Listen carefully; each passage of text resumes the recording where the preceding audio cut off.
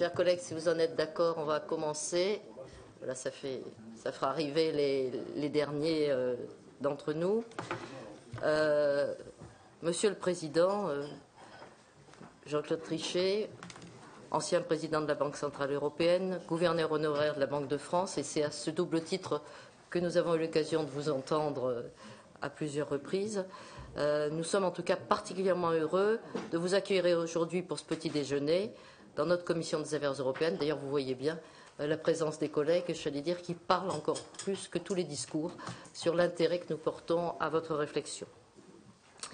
Vous avez une longue expérience en matière économique et financière, et puis à l'heure actuelle, où les récentes évolutions de l'Union économique et monétaire, les perspectives nécessaires sont des sujets qui nous traversent tous les jours, forcément, votre point de vue ne peut que nous donner matière à réflexion. Je tiens à souligner aussi que la gestion de la monnaie unique, qui a été la vôtre à la tête de la BCE, au moment de la crise, a été un élément très important pour sauvegarder l'euro. Je vais me permettre de rappeler aux collègues qui étaient avec moi la semaine dernière, quand nous avons reçu Jean Arthuis et Danny Cohn-Bendit, que Jean Arthuis a dit que la BCE, c'était l'organisme démocratique de l'Union européenne au moment de la crise. Donc je pense que cet hommage, on pouvait vous le rendre aujourd'hui. Je ne veux pas être longue parce que le plus intéressant, c'est de vous écouter puis qu'ensuite mes collègues puissent vous poser les questions. Donc, simplement pour donner un petit peu le cadre à ce qui nous préoccupe, je rappelle que les récentes étapes donc, franchies par l'Union sur le plan d'approfondissement économique et monétaire sont à analyser. Donc, propositions faites en l'espèce par le président Van Rompuy et le Conseil européen.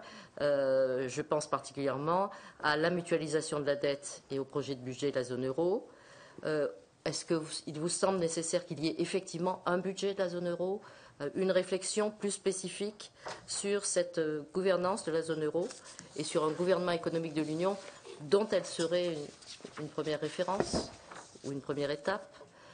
Il serait également important pour nous de vous entendre sur l'approfondissement démocratique de l'Union dans ce contexte d'intégration économique et budgétaire. En effet, la question que nous nous posons beaucoup, et on le rappelait de façon informelle à l'instant, d'essayer de voir quel rôle pourraient jouer les parlements nationaux en complémentarité avec le Parlement européen, nous paraît essentiel. Et vous savez bien à quel point nous tenons à cette idée de conférence budgétaire qui s'appuie sur l'article 13 du TSCG. D'ailleurs, les rapporteurs, Christophe Carrèche et Michel Herbillon, sont là et ils ne manqueront pas d'approfondir ce sujet, entre autres.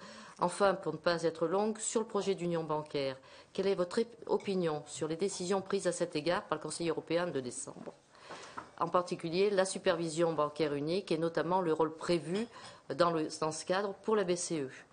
Quelle analyse aussi portez-vous sur les propositions du rapport Liikanen sur la réforme de la structure des banques, puisque nous venons de travailler et de voter par rapport à aussi une lisibilité des banques au niveau français.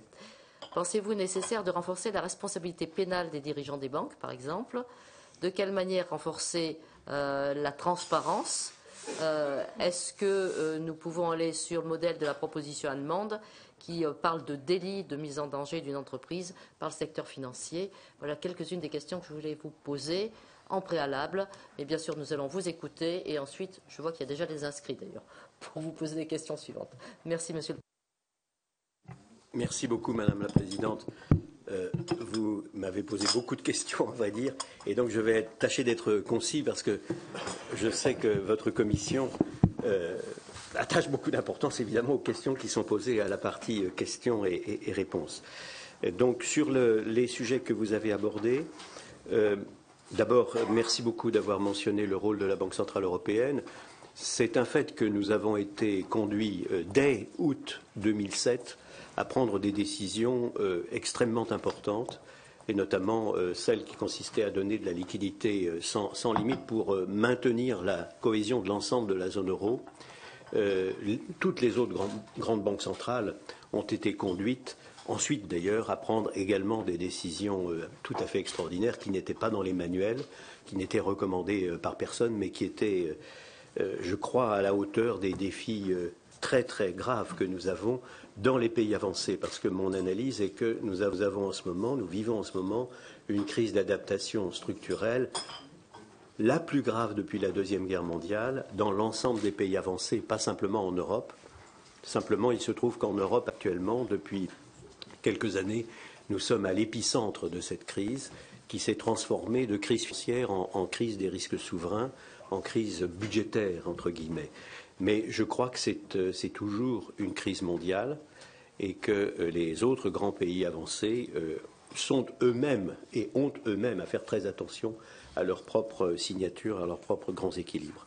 Mais il n'y a aucune place pour quelque complaisance que ce soit en Europe, parce que nous sommes effectivement à l'épicentre de cette crise. Et donc, il est normal que les Européens se soient posé la question en temps réel du renforcement de leur propre gouvernance, et notamment de leur gouvernance sur le plan budgétaire, mais plus généralement sur le plan économique. Et donc, je dois dire qu'au moment où je parle, ce qui me paraît de loin le plus important, c'est que toutes les décisions qui ont été prises pour renforcer le pacte de stabilité et de croissance, pour renforcer, ou pour créer plutôt, un suivi qui n'existait pas auparavant, qui s'appelle, dans un jargon horrible, la procédure des déséquilibres excessifs, et qui consiste en réalité à suivre dans chaque pays les évolutions de coûts, de revenus et d'inflation domestique nominale, avec leurs conséquences sur les déséquilibres externes et sur les déficits ou excédents de balance des paiements courants. Ceci que la France connaît bien, puisqu'elle a suivi elle-même dans les années 80 et 90, dans la préparation finalement de l'euro, elle a suivi une stratégie multipartisane extrêmement attentive en matière d'inflation domestique et d'évolution des revenus et des coûts. Et cette stratégie a été gagnante, mais depuis l'euro, nous n'avions plus de règles, disons, collectives en ce domaine. Elle a été introduite à l'occasion de la crise. Je ne vous cache pas que dans mon esprit, l'absence de contrôle de ces évolutions en Grèce, par exemple, ou en Irlande, ou dans d'autres pays, a été presque plus importante que le drame budgétaire. Dans une zone à monnaie unique, il est extrêmement important de suivre en permanence les évolutions de vos indicateurs de compétitivité. Sinon, vous perdez de la compétitivité année après année et ensuite, on a un mal fou à la rattraper. Mais je peux revenir là-dessus dans les questions. Donc ça, c'est un second point qui est une seconde leçon de la crise. Première leçon, renforcer le pacte de stabilité et de croissance. Deuxième leçon, créer un suivi attentif des indicateurs de compétitivité et des déséquilibres excessifs. La troisième leçon, vous l'avez abordée dans notre troisième point, c'est l'union bancaire. La crise a démontré, et ça a été observé dans tous les pays avancés, que comme c'était les gouvernements qui, en dernière analyse, et les contribuables qui, en dernière analyse, étaient capables d'éviter l'effondrement complet du système, malheureusement, compte tenu de la fragilité du système financier, il y avait nécessairement une corrélation très importante entre la qualité de la signature de l'État et la qualité de la signature de l'ensemble des institutions financières. Ça a été observé aux États-Unis, comme en Angleterre, comme en Europe. Simplement, dans la zone euro, cela conduit à une sorte de grand écart entre les pays qui ne sont pas crédibles ou peu crédibles et dont, par voie de conséquence, l'ensemble des banques sont peu crédibles et qui se retrouvent alors dans un cercle vicieux parce que cela renforce la vulnérabilité de l'État, et puis les pays qui sont dans la situation inverse et qui sont, eux, dans un cercle vertueux, puisqu'il y a renforcement mutuel entre les signatures de l'État et les signatures privées financières. Et donc, au total, on a une sorte, comme je le disais, de grand écart au sein même de la zone euro, ce qui complique encore considérablement les problèmes nés des défauts de compétitivité et des défauts de gestion budgétaire.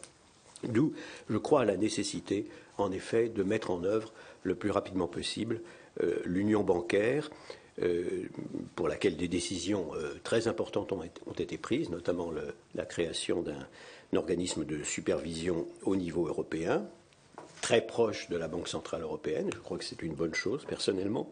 Mais nous avons encore d'autres chantiers, celui de l'organisation de la solution des crises, de la resolution, comme on dit dans le jargon, Et puis, il y a aussi toute la question de l'harmonisation des garanties de dépôt. Bref, c'est un ensemble de chantiers très importants qui sont là présents.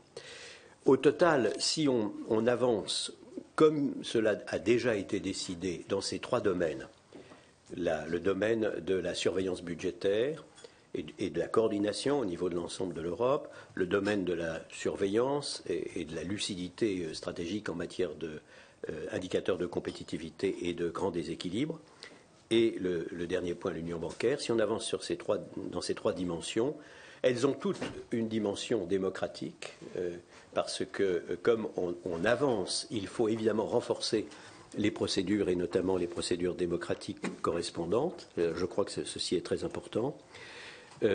Dans un second temps, si vous avez des questions sur un avenir plus lointain, je dois vous dire qu'il me semble qu'il faudra aller plus loin, qu'il faudrait aller plus loin, et je ne me dissimule pas que cela suppose que nos démocraties politiques y soient prêtes, la nôtre bien entendu, et aussi toutes les autres, ce qui rend les choses peut-être assez compliquées, mais après tout, nous n'avons pas nécessairement, en tout cas moi je n'ai pas nécessairement à m'auto-censurer si vous voulez, et je crois que nous devons aller plus loin. Je crois qu'il y a nécessité d'aller nettement plus loin. Alors, vous m'avez posé la question de l'approfondissement démocratique de l'Union. L'un des éléments, et je crois que vous avez regardé de très très près, est celui précisément de la conférence qui est mentionnée dans l'article 13 du traité sur la stabilité, coordination et la gouvernance. Je n'utilise pas l'acronyme parce qu'on est perdu dans les acronymes. Mais cet article 13, effectivement, mentionne l'organisation d'une conférence. Je dois vous dire que j'ai vu moi-même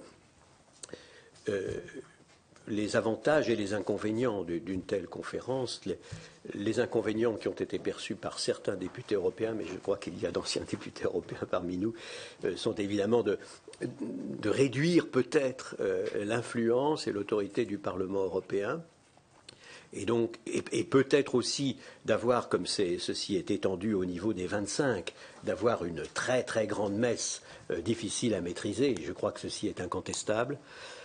En même temps, je dois dire que de mon point de vue, si vous voulez, qui est celui d'un ancien responsable central qui a vu à quel point il était important de comprendre le mieux possible ce qui se passait et combien c'était difficile finalement, vu de chacune des capitales, aussi bien d'ailleurs des exécutifs que des parlements, de comprendre exactement ce qui se passe au niveau d'un continent entier.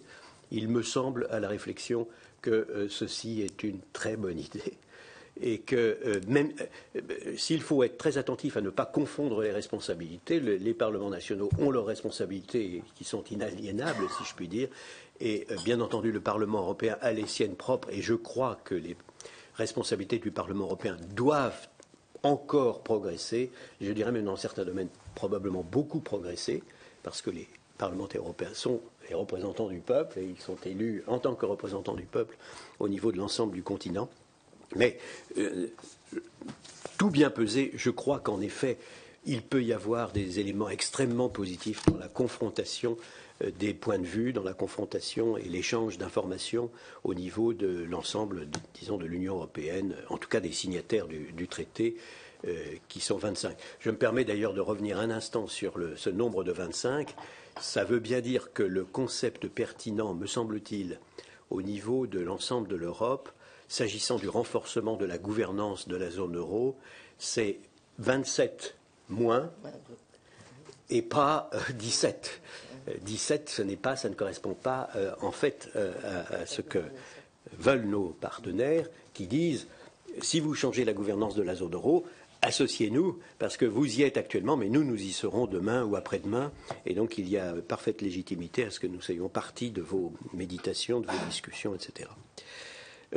Vous m'avez posé aussi d'autres questions, madame, je ne sais pas si vous m'accordez encore une minute.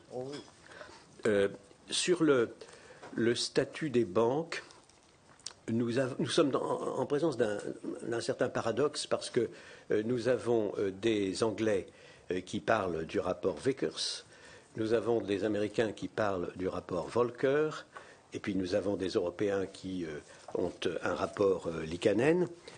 À ma connaissance, mais je parle avec prudence, les Américains et les Britanniques n'envisagent de changer leur législation qu'à partir de 2017 ou 2019. Donc ce sont des pré-rapports extrêmement antérieurs, disons, à ce qui sera réellement fait. Et de même en Europe, je crois bien que notre pays est le premier à se pencher sur ce dossier. Donc ça le place dans une situation qui est un peu différente de celle des autres pays, parce qu'il faut décider dès maintenant chez nous, alors que dans les autres pays, on réfléchit. En tout cas, certainement dans le reste du monde et aussi assez largement en Europe. Je dois vous dire que le texte que j'ai vu présenté par le ministre des Finances m'est apparu, pour autant que je puisse juger moi-même depuis mon poste d'action et d'observation, m'est apparu bien conçu, si vous voulez. Parce que je crois qu'il faut faire attention, évidemment, à tous les éléments du dossier, et notamment à celui qui consiste à faire en sorte que nous puissions continuer à avoir un secteur financier qui soit capable de financer dans les meilleures conditions possibles notre économie. De ce point de vue-là, nous sommes dans une situation extrêmement différente des États-Unis, je le mentionne en passant. Aux États-Unis, les marchés financent 80%, même parfois 85% de l'économie. Donc ce ne sont pas les banques, ce sont les marchés financiers. Et les banques ne financent que, mettons, 20% à peu près de l'économie américaine. Dans notre cas, c'est exactement l'inverse. C'est-à-dire que nous avons pour le moment un financement bancaire qui est tout à fait dominant et des financements par les marchés qui sont beaucoup plus modestes. Il est probable que ceci va se déformer et que les entreprises françaises auront accès plus au marché, proportionnellement plus au marché que c'est le cas actuellement. Mais dans ce cas, il faut que les marchés fonctionnent. Et donc vous avez tout le problème sur lequel, je crois, le Parlement s'est penché très très attentivement, qui consiste à savoir si on peut faire ce qu'on appelle dans un jargon horrible, un market making efficace. Mais j'appelle votre attention sur ce point parce que si on n'a pas un market making efficace, on risque de se trouver avec une incapacité de financer aussi complètement que possible notre propre économie et plus généralement l'économie européenne. Enfin, je parle là en effet du dossier français puisque nous sommes les premiers à nous pencher dans le monde, dans le monde des pays avancés, à nous pencher sur ces règles. Et si vous le permettez, Madame la Présidente, je vais m'arrêter là pour répondre à vos questions. Merci beaucoup, Monsieur le Président. Je pense que vous venez de nous faire un balayage extrêmement important et qui nous éclaire beaucoup. Alors, il y a déjà beaucoup d'inscrits. On va commencer par Joachim Pueyo. Alors, comme il y a beaucoup d'inscrits, essayez de vous en tenir à 2 minutes, vous savez bien. Madame la Présidente, Monsieur le Président, je vous remercie pour votre propos. Moi, je voudrais poser ma question sur le rôle que peut jouer la BCE quant à la récente valorisation de l'euro. En effet, l'euro évolue. Je crois qu'actuellement, le taux se situe autour de 1,35 $, soit une hausse de plus de 12% depuis l'été 2012.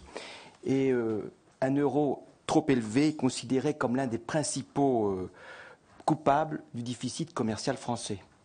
Le rapport de Louis Gallois sur la compétitivité dans l'industrie en fait d'ailleurs spécifiquement mention. Il fixe pour l'euro une fourchette de 1,15 à 1,20. Au-delà, il estime que la compétitivité des entreprises est mise en péril. Le président de la République lui-même, devant le Parlement européen, a donc réclamé lors de son discours une politique de change que pourrait mettre en œuvre la BCE. Il s'agirait d'engager une réforme du système monétaire international qui permettrait à des pays de faire des efforts de compétitivité sans que ceci soit annihilé par la valorisation de l'euro. Alors pensez-vous, Monsieur le Président, que le taux de change doit devenir l'un des objectifs de la politique de la BCE? Merci. N'oubliez pas d'éteindre vos micros au fur et à mesure. Lionel Lucas. Oui, Monsieur le Président, et ma question est un petit peu dans le même ordre des choses. Tant comme gouverneur de la Banque de France et ensuite de la BCE, on sait que votre objectif a toujours été de donner des éléments pour un franc fort ou un euro fort. Et donc cette obsession, entre guillemets, de la monnaie forte, même si l'économie était faible, par le maintien de taux élevés, a été souvent discutée, approuvée par certains et très contestée par d'autres. Ne pensez-vous pas justement que cette obsession de la monnaie forte est pour une cause importante dans l'effondrement parfois de pans entiers de certaines économies européennes, dont la nôtre? Et ma deuxième question, les règles de la BCE, c'est l'obsession de la lutte contre l'inflation. J'allais dire une obsession presque maladive, et qui est le péché originel de la Banque centrale européenne, sans y mettre un poil d'obsession de croissance, c'est-à-dire donc de lutte contre le chômage. Alors l'argument a été de dire c'est la meilleure façon de lutter contre le chômage, c'est d'avoir l'obsession de l'inflation, mais la politique américaine a montré que on pouvait être un peu plus souple en la matière. Donc est-ce que vous pensez toujours vraiment que l'obsession de la Banque centrale européenne doit être uniquement la lutte contre l'inflation? Merci. Gilles Sahari. Oui, merci Monsieur le Gouverneur de votre présence qui nous est très précieuse. Je vais vous poser des questions assez compactes. La première, c'est que les statuts actuels de la Banque centrale et sa mission sont quand même très liés à l'inspiration friedmanienne des années 80, qui rejoint un peu ce que disait notre collègue, avec notamment une indépendance très forte de la banque par rapport à tout pilotage ou toute coordination politique. Et vous avez pris la responsabilité de passer du diable que vous étiez ou que vous incarniez à celui qui, d'une certaine façon, a sauvé l'euro.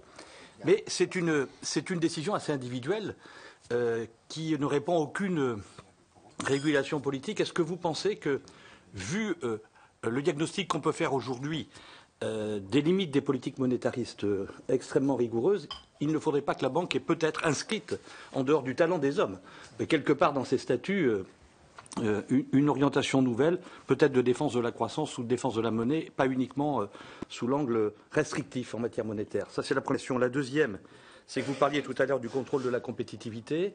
Est-ce que vous pensez, je suis de ceux qui sont un peu pessimistes sur le sujet, que l'on n'a pas des compétitivités tellement divergentes aujourd'hui, des compétitivités dans l'économie réelle, tellement divergentes aujourd'hui entre deux grands pays et d'autres, que le pilotage monétaire soit voué à d'autres difficultés et que l'euro reste en danger. Voilà, je veux dire, je note une divergence de compétitivité en matière des nations européennes qui, moi, m'inquiète personnellement en termes d'économie réelle.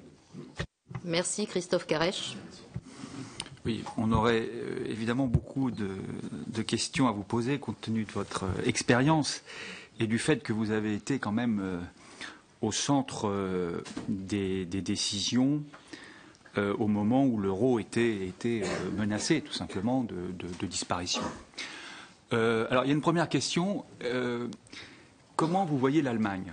Je voudrais savoir quel est votre sentiment sur l'attitude allemande, sur sa capacité à accompagner, disons, un processus positif pour l'ensemble de l'Union et de la zone euro. Je le dis parce que les décisions qui ont été prises par la BCE, et notamment la dernière en date en septembre, se sont faites avec l'opposition allemande et du représentant, même si les choses sont un peu plus compliquées que ça, du représentant allemand.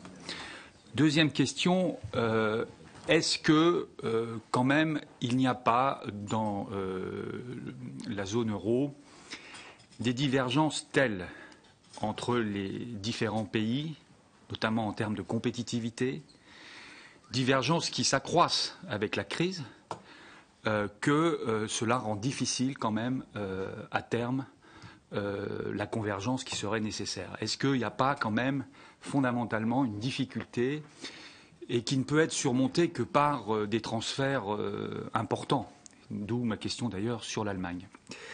Enfin, troisième point, sur l'union bancaire, des décisions extrêmement positives et importantes ont été prises, mais est-ce que vous ne pensez pas quand même que, compte tenu de la manière dont un certain nombre de discussions sont en train de s'orienter, est-ce que vous ne pensez pas qu'il y a un risque quand même d'enlisement vu les difficultés d'application, vu les problématiques qui sont remises sur la table alors qu'on pensait qu'elles avaient été tranchées? Est-ce qu'il n'y a pas là quand même un souci et une difficulté? Et là aussi, du côté notamment de nos amis allemands. Merci Michel Piron et merci d'être tous très très rigoureux sur le temps. Merci Madame la Présidente. 3 petites questions.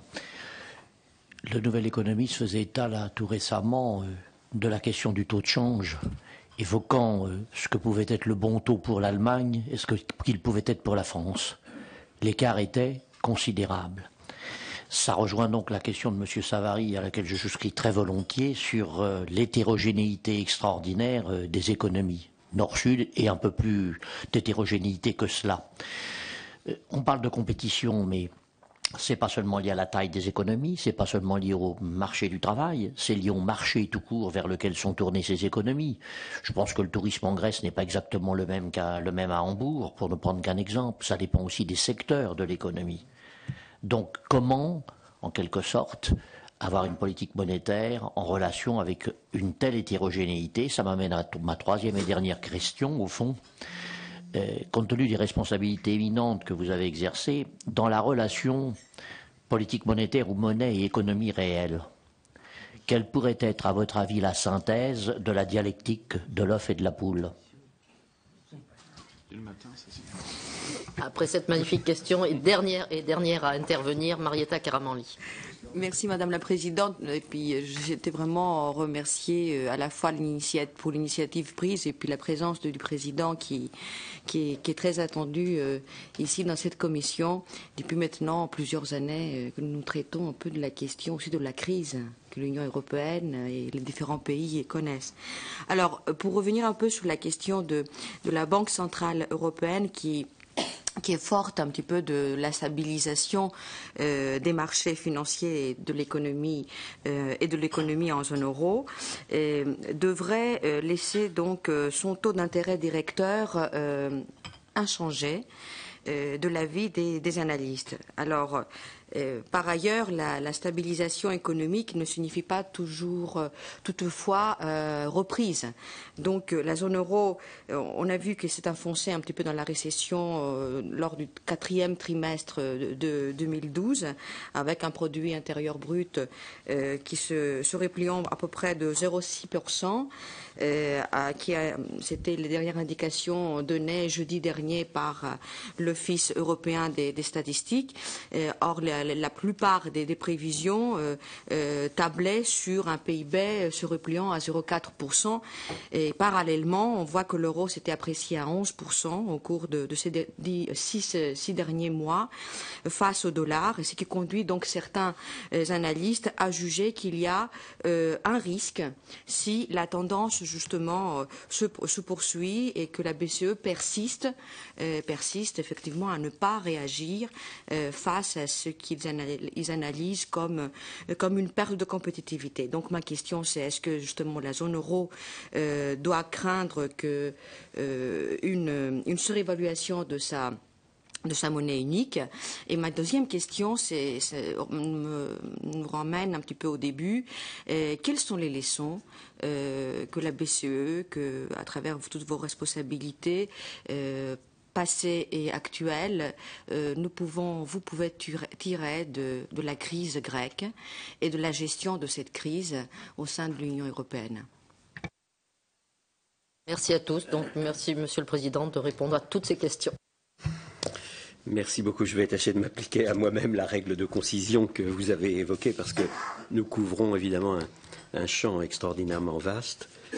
Heureusement, il y a quelques thèmes récurrents que je peux traiter peut-être un peu plus complètement. L'un des thèmes récurrents, et d'ailleurs c'est à la fois l'objet de la première question et de la dernière question, ce qui est significatif, est celui du change. Alors, d'abord, je voudrais vous dire qu'il n'est facile pour personne, ni pour les banquiers centraux, bien sûr, ni pour les économies réelles, ni pour les entrepreneurs, ni pour les ouvriers, les employés, d'être dans un monde de change flottant. C'est un premier point qu'il faut dire, parce qu'il est fondamental. Or, nous sommes dans un monde de change flottant depuis le début des années 70. Et donc ça fait très très longtemps que nous sommes dans ce système, ça fait 40 ans, presque un demi-siècle. Dans ce monde de change flottant, les fluctuations peuvent être considérables. Le franc-dollar Carter et le franc-dollar Reagan. Je ne sais pas si nous en avons le souvenir. Le dollar Carter valait un peu moins à un moment au plus bas de 4 francs français. Le pic du dollar Reagan était à plus de 11 francs. La variation entre l'un et l'autre dollar ou l'un et l'autre franc était, comme vous le voyez, de 1 à 3. C'était bien avant l'euro. C'était dans le système de change flottant. Et bien entendu, ce que je dis du franc français pouvait être dit du Deutschmark ou du florin ou des autres monnaies européennes. Donc, énormes fluctuations. Énormes fluctuations qui posent évidemment d'énormes problèmes, et d'énormes problèmes à tous, parce que nous sommes là dans un univers d'incertitude très grande. Depuis l'euro, le point le plus bas et le point le plus haut ont été au point d'entrée 1,17, au plus bas de l'euro, 0,83, et au plus haut de l'euro 1,59. La distance était plutôt, comme vous le voyez, de 1 à 2, ce qui est évidemment beaucoup, beaucoup trop. Mais peut-être paradoxalement, parce que ce n'est pas nécessairement la perception qu'on en a, moindre que lorsque c'était le franc qui flottait. Et bien entendu, nous sommes dans un univers de monnaie unique, c'est-à-dire que sur un très très vaste marché intérieur, il n'y a plus aucune fluctuation, alors que nous pouvions avoir des fluctuations énormes avec les autres monnaies flottantes européennes quand nous n'étions pas dans le mécanisme de change. Donc je vous dis cela simplement pour montrer à quel point nous sommes dans un monde qui est, de ce point de vue-là, très compliqué. Alors, monnaie forte, monnaie faible. La stratégie gagnante, celle que les Allemands, par exemple, ont poursuivie depuis la Deuxième Guerre mondiale, consiste à avoir une monnaie nominalement forte et réellement compétitive, c'est-à-dire réellement faible, si vous voulez, à avoir un niveau monétaire réel qui vous donne de la compétitivité. Comment est-ce que ça s'obtient, ça? C'est simple, mais c'est simple à exprimer et c'est difficile à faire. Ça consiste à faire très attention à ces évolutions nominales, à ces augmentations de coûts, en particulier ces coûts unitaires de production, à faire le plus de progrès de productivité possible, de manière à ce que l'ensemble des entreprises, et notamment des entreprises exportatrices, soient compétitives, et à ce que la monnaie elle-même, nominalement, soit forte, bien sûr, mais parce que la monnaie réelle est compétitive. C'est la stratégie multipartisane que la France a poursuivie en gros, dans les années 80 et 90, ça s'appelait la désinflation compétitive, et l'idée était, nous contrôlons notre inflation domestique, vous vous souvenez d'ailleurs des concepts qui ont été mis en œuvre progressivement, nous faisons très attention à notre inflation nationale, à nos coûts nationaux, et nous avons en effet l'engagement de ne pas réaligner au sein du mécanisme de change. Je me permets de souligner que cette stratégie avait réussi. Lorsque nous sommes arrivés à la fin des années 90, donc avant l'euro, nous avions un excédent de la balance des paiements courants. Personne ne disait que nous étions en déficit tragique sur le plan externe. Et l'Allemagne avait un déficit de la balance des paiements courants, ce qui d'ailleurs peut s'expliquer parce qu'elle avait eu à faire face au défi de la réunification qui avait provoqué un certain nombre de hausses des coûts qui l'avaient rendue non compétitive. Alors le paradoxe de la situation, de mon point de vue, qui a vécu tout ça, si vous voulez, sur longue période, c'est que après l'euro, les Allemands, qui avaient perdu énormément de compétitivité, ont fait alors très attention à leurs coûts et ont regagné, année après année, de la compétitivité. Alors pas simplement en faisant attention à leurs coûts unitaires de production, d'une manière générale, aussi, je dois dire, en faisant des réformes structurelles. Et ils se retrouvent avec une situation qui est effectivement une situation de très bonne compétitivité. nous-mêmes, nous avons considéré un peu, et là je dois dire c'est l'opinion en général, et elle est multipartisane, qu'on avait obtenu ce que l'on considérait comme un objectif absolument central, c'est-à-dire la stabilité monétaire au sein de l'ensemble de l'Europe. Nous étions dans l'euro, et nous avons un peu perdu de vue le fait que dans une zone à monnaie unique, il faut faire très attention, toujours très attention à sa compétitivité. Le fait est qu'on n'avait pas dans le traité de Maastricht, on n'avait pas dans la législation secondaire de suivi des indicateurs de compétitivité. On les a maintenant parce que c'est une des grandes leçons, évidemment, de la crise que nous avons dû affronter. Alors, je reviens au change. Évidemment, si vous avez de très importantes distances entre la compétitivité des uns et des autres, ça veut dire que la monnaie implicite dans votre propre économie est en termes réels assez différente. Nous sommes, dans cette lecture que je vous propose, dans une zone à monnaie unique nominale, mais dans une zone qui n'a pas une monnaie unique réelle. Et ceci vous explique que l'Allemagne ait des excédents absolument colossaux, parce que son économie est très compétitive, sa monnaie réelle est très compétitive, et que nous-mêmes, nous ayons plus de problèmes. Et ceci se voit simplement dans les évolutions des coûts unitaires de production sur la période. La leçon que j'en tire, si vous voulez, c'est que nous avons besoin, probablement, et quand je dis nous, je veux dire pas simplement, bien entendu, la France, mais l'ensemble des pays de la zone euro, de nous engager dans une stratégie ce que j'appellerais de stabilité compétitive. On ne peut pas dire de désinflation, puisque nous avons une inflation qui n'est pas aberrante du tout, mais de stabilité compétitive, de manière à être sûr qu'année après année, on regagne notre compétitivité réelle. Même si, bien entendu, l'idée d'avoir un choc de compétitivité qui a été une idée très forte en France est une très bonne idée, naturellement, mais c'est simplement le coup de talon, ça. Ensuite, il faut effectivement, comme nous le faisions dans les années 80 et 90, on était simplement dans un mécanisme de change, mais on avait décidé qu'on ne réalignait plus. Donc c'est exactement une monnaie unique, ça. Vous êtes dans un mécanisme de change et vous dites, il n'est pas question que je dévalue ou je réaligne dans ce mécanisme de change. C'est la monnaie unique. On est en monnaie unique, en réalité, depuis janvier 87. Nous sommes en monnaie unique depuis janvier 87, puisque c'est à ce moment-là qu'on a eu le dernier réalignement, franc, marque, florin, ensemble des devises, disons, qui ont constitué le noyau central de l'union monétaire.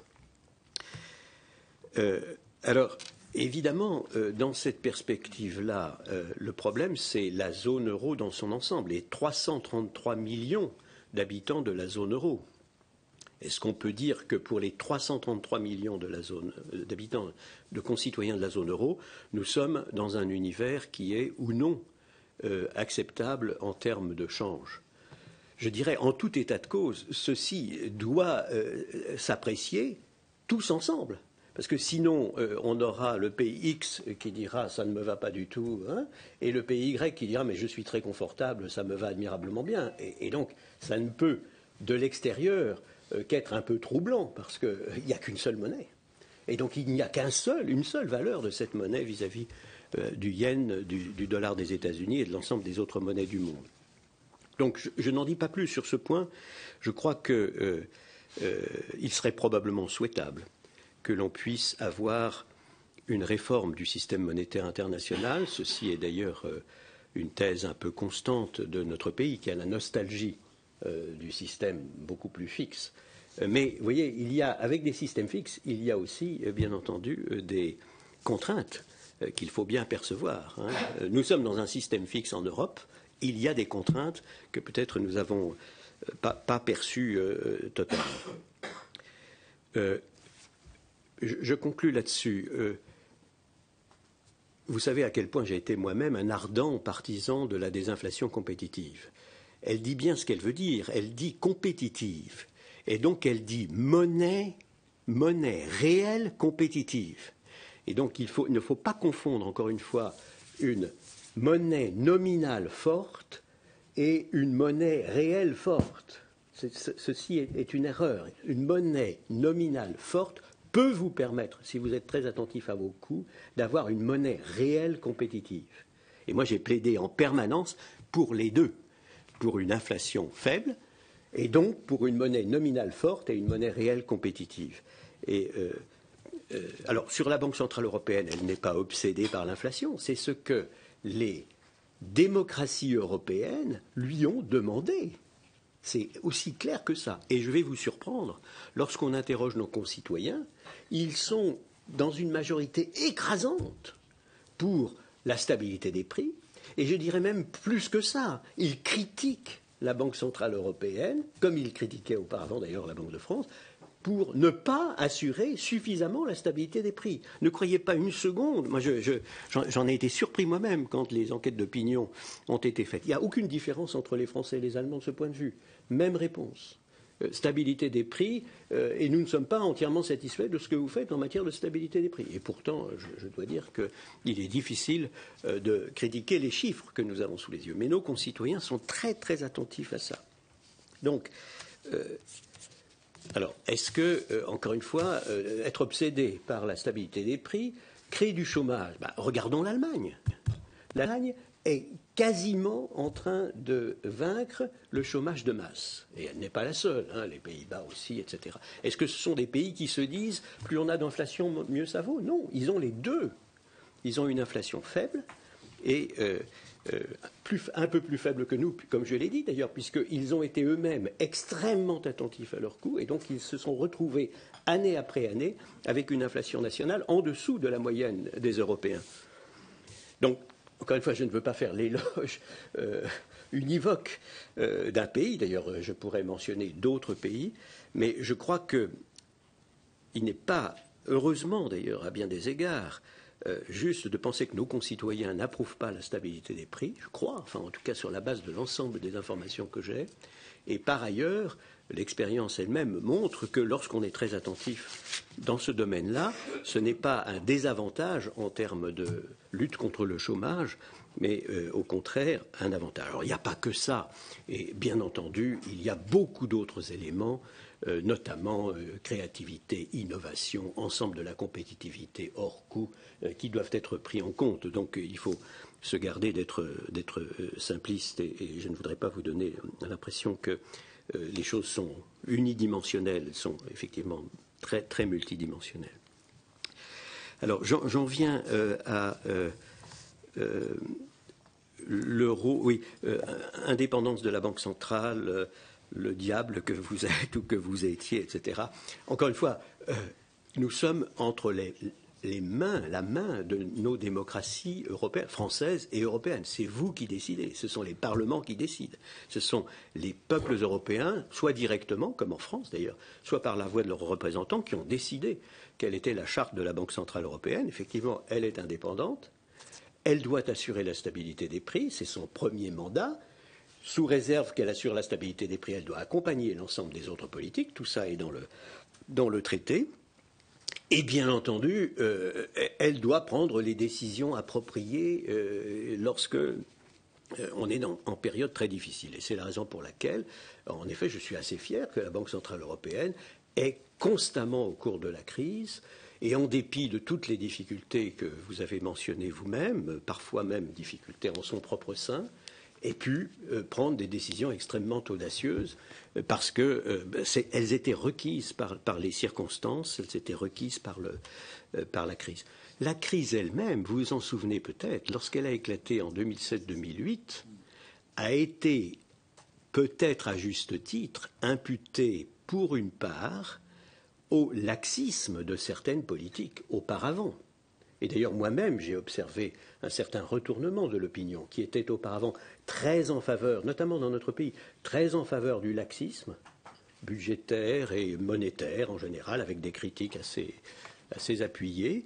Et puis, dans la crise, quand on a vu qu'effectivement une crise terrible nous frappait venant des États-Unis et qui bouleversait tout, j'ai vu l'opinion se retourner et dire « Ah, c'est peut-être plus prudent pour assurer la stabilité du système de faire attention d'une manière plus générale à la fois aux évolutions en termes budgétaires, en termes de laxisme, disons, en général dans tous les domaines de politique économique. Mais je n'en dis pas plus là-dessus, mais c'est ce que j'ai cru observer. Alors, on a parlé de la position de l'Allemagne, l'opposition allemande dans certains domaines. Je crois que là, il faut bien voir les choses. Ce que j'ai observé pendant 8 ans de Francfort, c'est que, d'abord, l'Allemagne avait une très grande conscience du fait qu'elle n'était pas compétitive, donc dans les années 99-2000. Elle a eu un chômage tout à fait considérable et un consensus multipartisan pour se dire il faut regagner notre compétitivité et faire en sorte que l'on puisse avoir de la création d'emplois. Il y a eu ce suivi très attentif des coûts. Et je dois dire que dans le contexte allemand, ce que j'ai vu, c'est que l'opinion allemande était très proche, finalement, presque sous influence dominante des ouvriers et employés du secteur exportateur et des cadres, enfin de l'ensemble, disons, des citoyens qui sont dans le secteur exportateur et qui font le lien direct entre leur compétitivité en tant que travaillant dans une entreprise et l'emploi et la création d'emplois. Donc, de ce point de vue-là, il n'y a pas d'explication à donner. Chacun, c'est le vécu, disons, des gens. Dans les pays, je ne cite pas la France en particulier, mais il y a d'autres pays dans lesquels l'influence dominante est plutôt celle du secteur non exportateur. Alors, ça peut être les grandes entreprises, utility, comme on dit, ça peut être le secteur public au sens large, ça peut être les fonctionnaires eux-mêmes. Là, vous ne faites pas le lien entre votre propre compétitivité et votre loi, parce que les deux sont complètement séparés. Vous n'êtes pas exportateur, vous n'êtes pas sur un marché, vous n'êtes pas soumis à compétition. Et donc là, le problème de l'explication est un problème important, parce qu'il faut passer par le détour du fait que si on perd de la compétitivité au niveau de l'économie tout entière, ensuite, à un moment ou à un autre, on a une crise et ça se paye cher. Ce qui légitime, je crois, l'idée d'avoir maintenant, au niveau européen, un suivi attentif des indicateurs de compétitivité. Ce n'est pas vraiment utile pour les pays très ouverts sur l'extérieur, dans lesquels la culture est spontanément une culture exportatrice. Je ne dois dire, ça ne me paraît pas très utile aux Pays-Bas ou en Allemagne ou éventuellement en Autriche ou en Finlande. Mais en Grèce, au Portugal, c'est peut-être extrêmement utile parce que, encore une fois, autrement, on peut observer des écarts de compétitivité monumentaux. Et cette idée que la divergence fondamentale que nous pouvons avoir, la menace réelle pour la cohésion de la zone euro, ce sont les divergences de compétitivité, et pas simplement les divergences de politique budgétaire, je crois est très profonde, et il me semble que vos questions l'ont souligné, beaucoup des questions qui ont été posées l'ont souligné.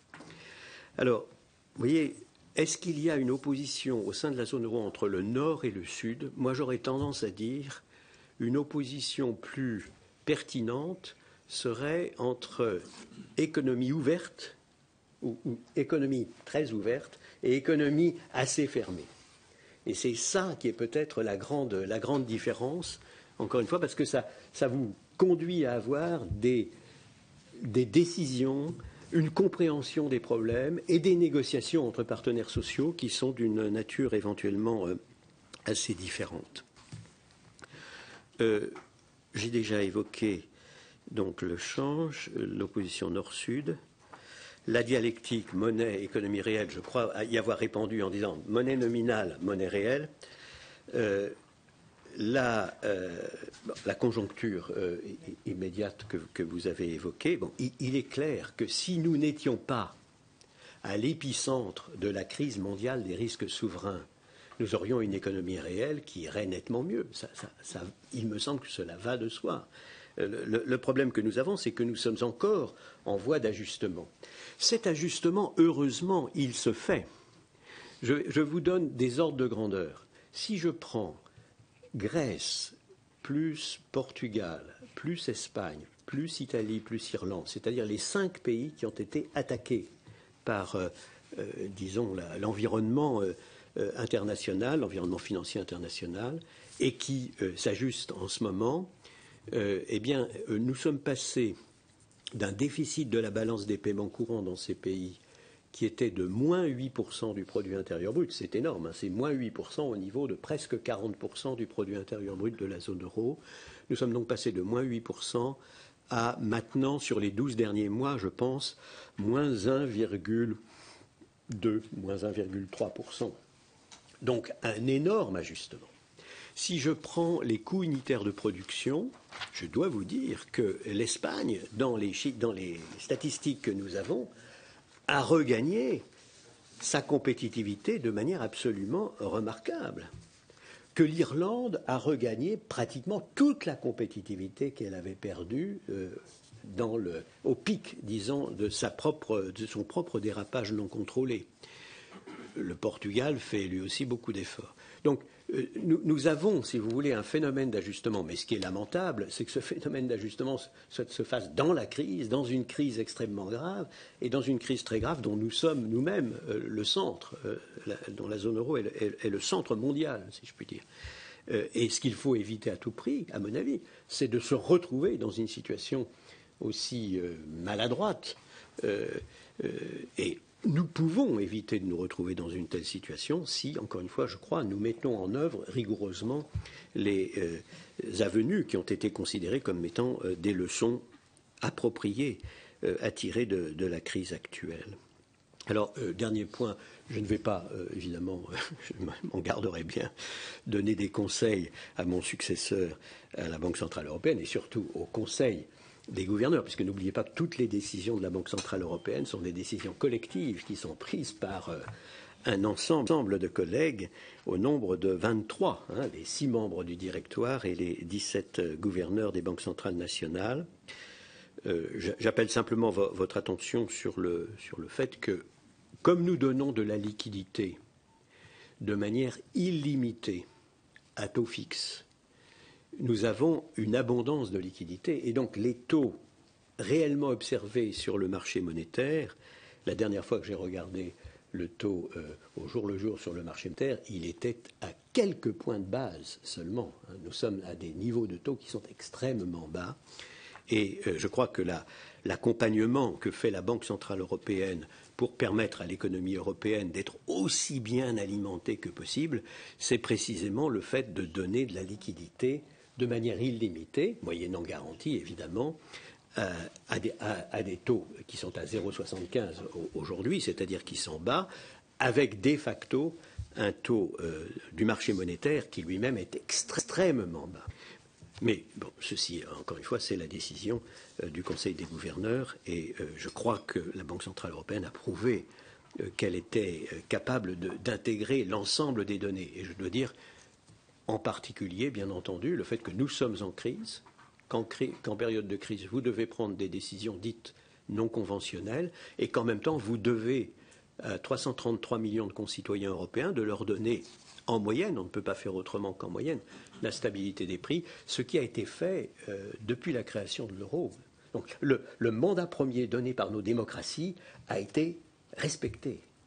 Et je dois dire que ce mandat premier est en même temps confirmé par toutes les enquêtes d'opinion que l'on peut faire dans tous les pays, comme je l'ai dit. Merci, Monsieur le Président. Si vous en êtes d'accord, on va essayer de prendre encore quelques minutes pour ceux qui peuvent rester, parce que il me semble que Marietta Karamanli, vous avez posé la question sur la façon dont la Grèce a été traitée par l'Union. Est-ce que c'est retard de réaction? Est-ce que c'était quelque chose de correct? Et puis, vous n'avez pas vraiment répondu sur la question de la mutualisation des dettes. Si vous pouvez nous en dire quelques mots. Et puis, que voulez-vous dire? Alors, bien sûr, je vous demande 3 questions de fond en quelques minutes. Quand vous dites aller plus loin en matière d'union économique et monétaire, parce que ça, ce sont des choses qui nous parlent et qui, me semble-t-il, correspondent aussi aux questions qui vous ont été posées. Merci beaucoup, madame, mais merci de me rappeler que je n'ai pas répondu à toutes les questions. Sur la Grèce, le fait est que les choses ont été rendues très complexes par, d'abord, la négligence au cours de toutes les années qui se sont écoulées depuis la création de l'euro jusqu'au début de la crise, c'est-à-dire la crise des risques souverains, c'est-à-dire fin 2009, début 2010, car nous avions des données budgétaires qui n'était pas inquiétante parce qu'il y avait eu graves défauts d'enregistrement statistique, et ceci devait absolument être corrigé parce que c'était le problème de la Grèce, mais c'est un problème plus général de crédibilité.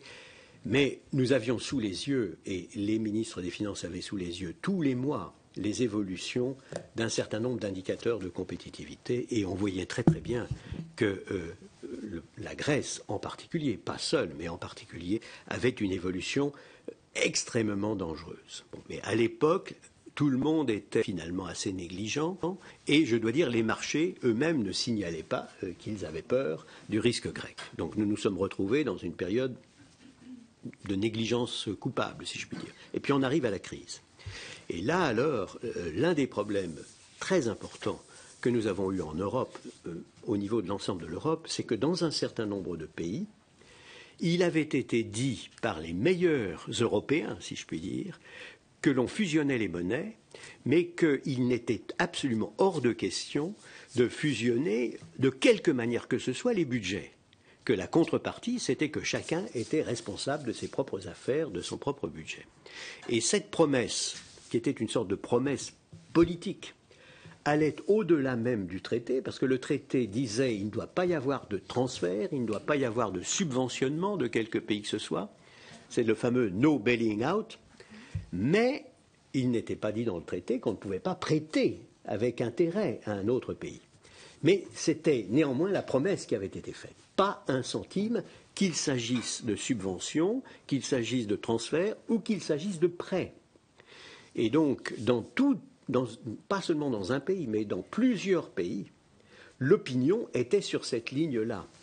En plus, il était évidemment assez difficile à certains pays de se dire « nous sommes maintenant réputés riches, alors que nous avons eu des augmentations de salaire très inférieures à la moyenne de la zone euro. Étant réputés riches, ce qui est très paradoxal, nous devons aider des pays qui sont réputés pauvres, qui, eux, ont eu des augmentations de salaire 4 fois, 5 fois et demi supérieures aux nôtres. » Il faut bien se représenter cela. On aurait pu avoir d'ailleurs la même réaction en France, d'une certaine manière, mais on ne l'a pas eu. Parce que la France est très compassionnelle, d'une manière générale.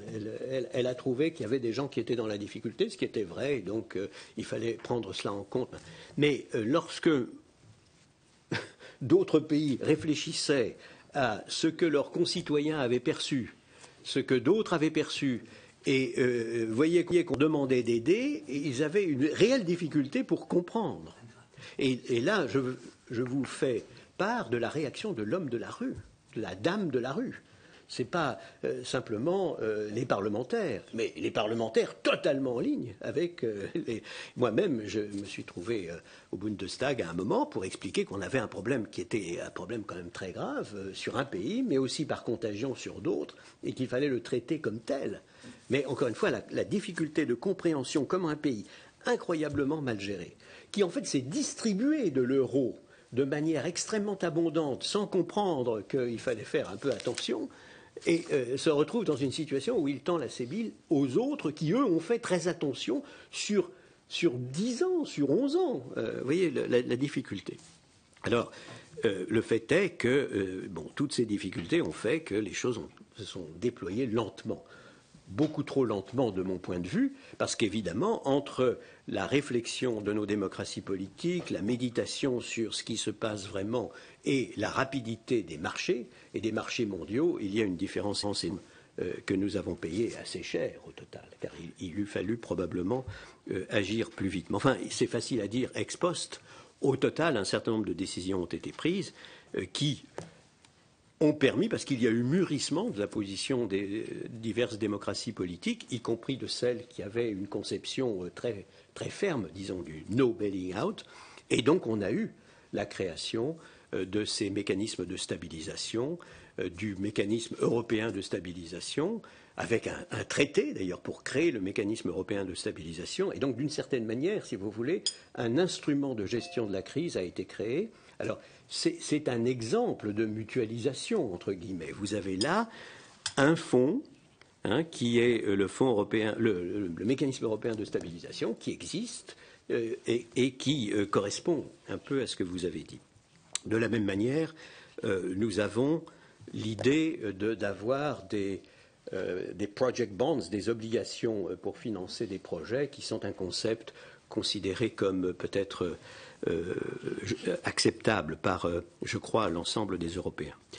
La mutualisation, il faut bien voir ce que ça veut dire. Si notre pays, ou si quelque autre pays que ce soit, prend en charge les dépenses d'un autre pays par mutualisation, il doit aussi contrôler les dépenses.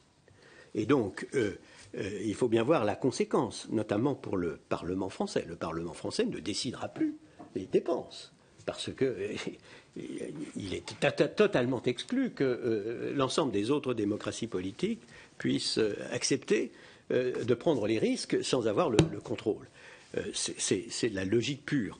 Donc je crois qu'il faut être prudent sur ce point, mais considérer que nous avons déjà deux concepts qui existent. L'un existe et a été décidé, et heureusement d'ailleurs, parce qu'il a joué un rôle très important dans la stabilisation de la zone euro. L'autre est, je crois, accepté par tous sur la base de ces projets éventuels. Pour le reste, si vous voulez, je serai moi-même très très prudent. Très prudent parce qu'il y a des implications importantes. Alors on peut imaginer, et c'est une des voies pour aller plus loin, d'avoir un embryon de budget de la zone euro qui pourrait jouer le rôle de stabilisation automatique, d'absorption de chocs, à condition, à mon avis, qu'il ne soit pas organisé pour faire des transferts, mais simplement pour assurer une absorption des chocs asymétriques, comme disent les économistes dans leur jargon, sur le cycle. C'est-à-dire qu'à un moment, vous pouvez être aidé, à un autre moment, vous rendez l'argent, et cela vous permet de lisser le cycle économique. Mais il n'y aura pas, à mon avis, à ce stade, au moment où nous parlons, de consensus pour qu'il y ait des transferts permanents. D'ailleurs, les transferts permanents ne sont pas sains d'une certaine manière, parce qu'ils supposent qu'il y a des pays qui sont incapables d'être compétitifs. Ce n'est pas sain, ça. Ce n'est pas vrai. Tout le monde est capable d'être compétitif. Il faut simplement ajuster son niveau de vie à son niveau de productivité. Plus on est productif, plus le niveau de vie augmente. Si on est moins productif, il est normal que le niveau de vie ne soit pas celui du Luxembourg. Tout le monde ne peut pas avoir le niveau de vie du Luxembourg. Il faut être régulé par simplement le bon sens économique, puisque dans le long terme, on ne peut pas être en permanence en déficit de toute manière. Alors, j'ai une autre idée que je vous soumets. Elle est très audacieuse et elle donne un certain contenu, me semble-t-il, à l'idée de fédération budgétaire et économique.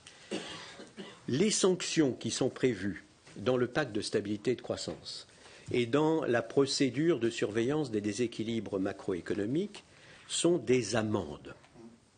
On a vu que ces amendes ne fonctionnaient pas. On ne les a jamais appliquées. Et si on est en période de crise, un pays qui se gère extrêmement mal, qu'on lui colle des amendes supplémentaires, ça ne correspond à rien de concret, de pratique.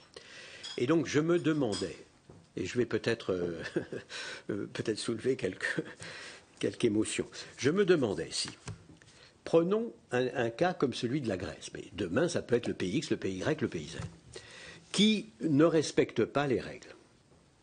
Ne respectant pas les règles et refusant, soit par mauvaise volonté, soit par incapacité, de se remettre d'aplomb, crée un problème pour l'ensemble de la zone euro, c'est-à-dire 10 millions d'habitants ou 15, crée un problème pour 333 millions. Nous l'avons vu. Nous avons nous-mêmes des problèmes très importants qui sont nés de la crise.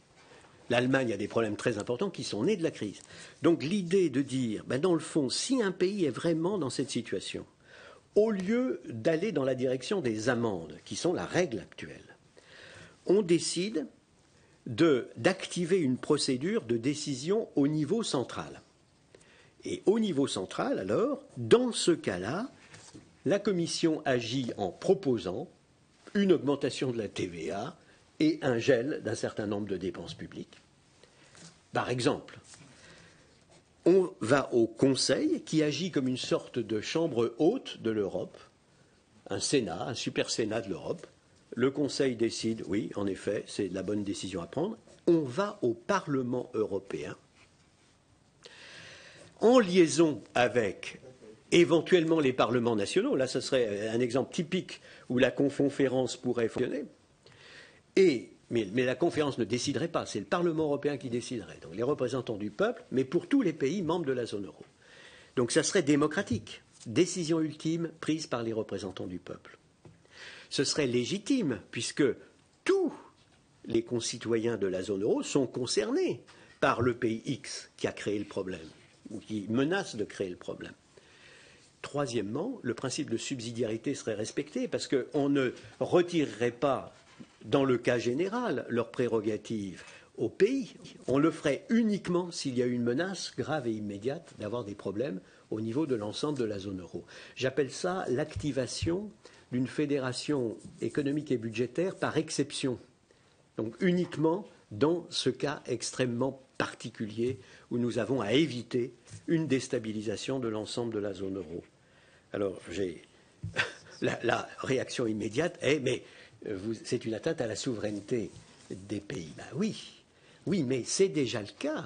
Parce que c'est déjà une atteinte à la souveraineté d'un pays que de dire je vous colle une amende.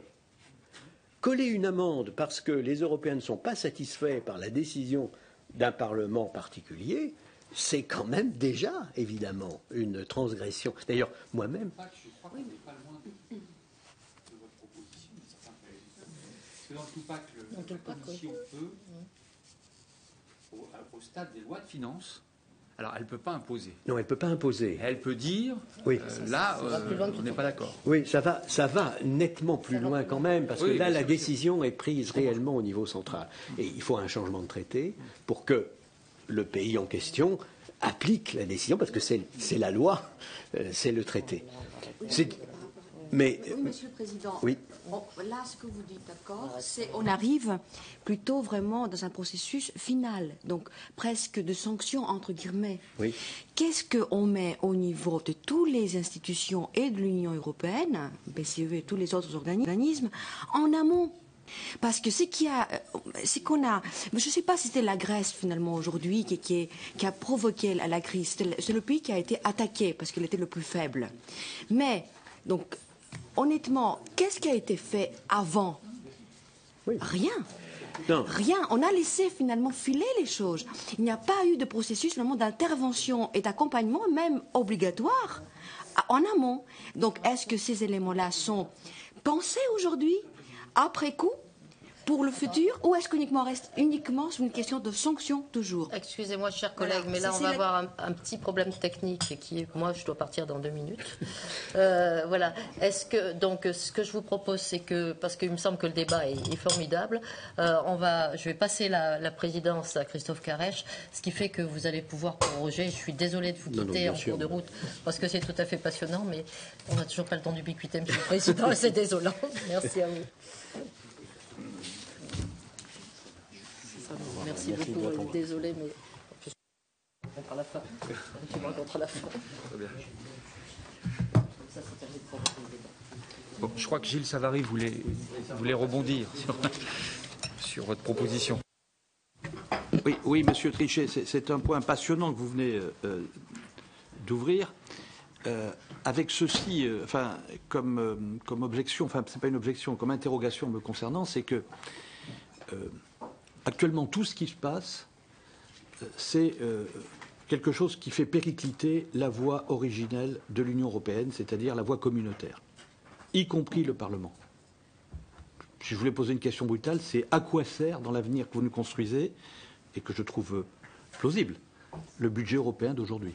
Par exemple, à quoi sert-il? Est-ce qu'il ne vaut mieux pas le gommer complètement, puisqu'on voudrait un budget qui fasse de la régulation ailleurs, et que si on en a deux, c'est un foirail complet? Donc revenir devant le Parlement pour aller chercher de la légitimité, alors qu'on affaiblit la voie communautaire, qui est le germe fédéral, au profit d'une espèce de confédération un peu hétéroclite, qui ne s'est pas encore complètement organisée. Ce sont des structures confédérales qui fonctionnent à côté, la BCE, le MES, et ainsi de suite, l'union bancaire.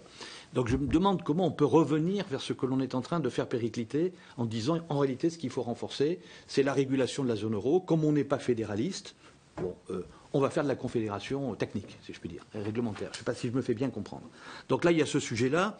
Et donc, ce porte-à-faux est permanent ces derniers temps. Hein, voilà, je vais mettre en place des sanctions différentes, mais on va les voir du côté du Parlement. Mais de notre côté, le Parlement, on l'affaiblit complètement, parce qu'il n'est pas du tout dans les gouvernances de ce qu'on a mis en place pour réguler la zone euro. Donc je vous pose cette question. Et deuxièmement, est-ce que vous ne pensez pas, ça c'est une question un peu brutale et d'ailleurs peut-être totalement inopportune, qu'à ce moment-là, il vaudrait mieux faire une espèce d'euro CFA pour les pays qui sont en difficulté? Parce que là, ils seraient face à eux-mêmes, sans qu'il y ait une souveraineté trop violente, une supranationalité trop violente qui s'exprime sur eux, en termes, comment dirais-je, de sanctions. Parce que le problème des sanctions, c'est leur légitimité politique. C'est ce que le peuple va faire dans la rue s'il y a des sanctions fortes de la part, et unilatérales de la part de la Commission.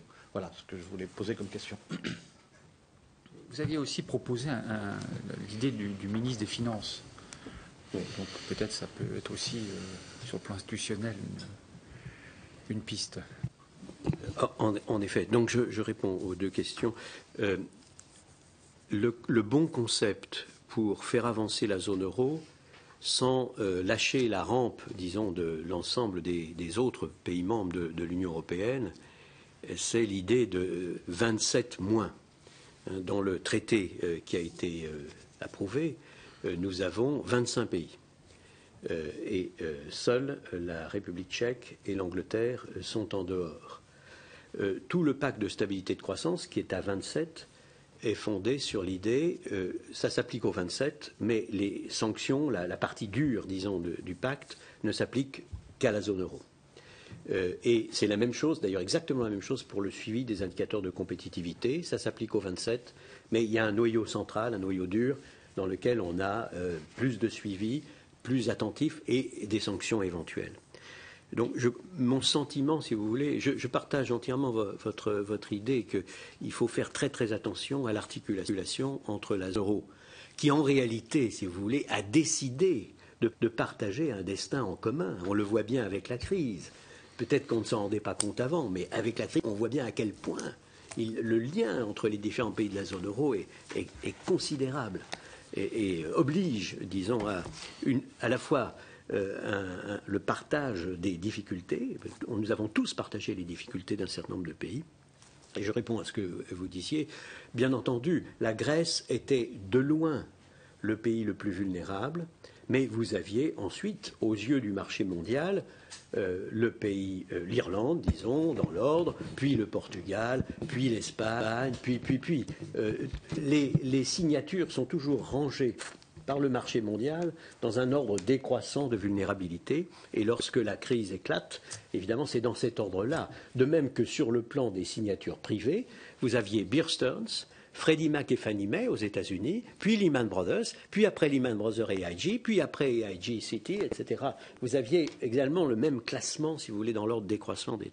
Mais ça ne veut pas dire qu'il n'y a pas de responsabilité particulière à attribuer aux pays qui se sont signalés comme étant les plus vulnérables et qui donc ont joué le rôle de détonateur dans la crise. Euro-CFA, vous avez, ça c'est l'idée d'avoir un currency board.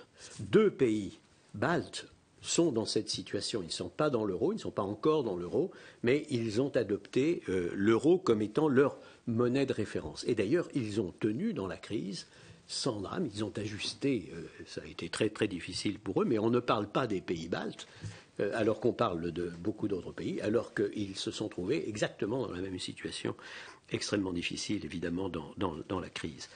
Je crois qu'il est clair que les Européens ont tous ensemble décidé que la zone euro devait rester la zone euro telle qu'elle est.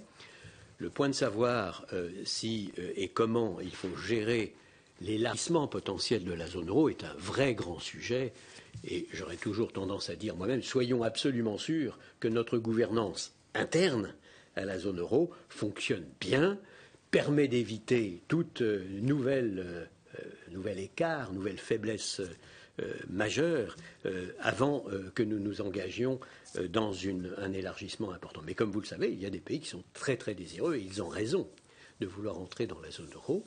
Et je pense en particulier à la Pologne, qui est un pré-in extrêmement attentif et très désireux d'entrer le moment venu, bien sûr.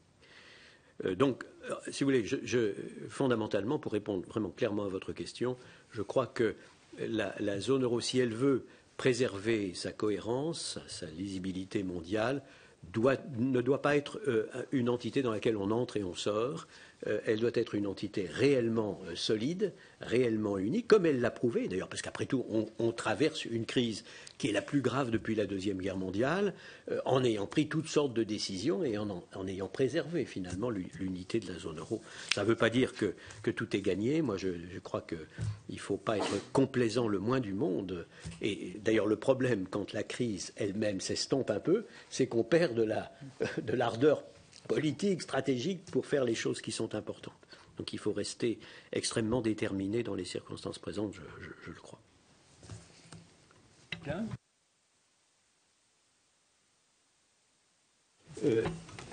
Je dois dire que, pour moi, comme vous l'avez vu tout à l'heure, j'ai esquissé une solution par exception dans laquelle la Commission devient un gouvernement, le